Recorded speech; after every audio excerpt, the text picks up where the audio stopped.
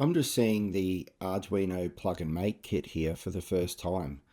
In this video, I'm going to unbox the Arduino plug and make kit and show you what's inside. This is the box that it comes in.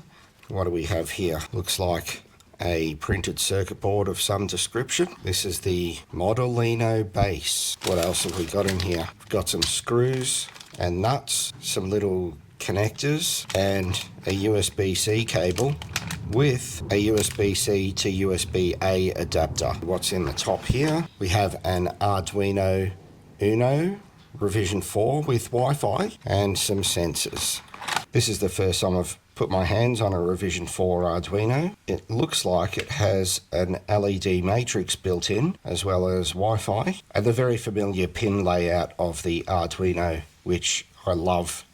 There is an additional port on the Arduino. We have the cables that connect directly to that port and they only go one way.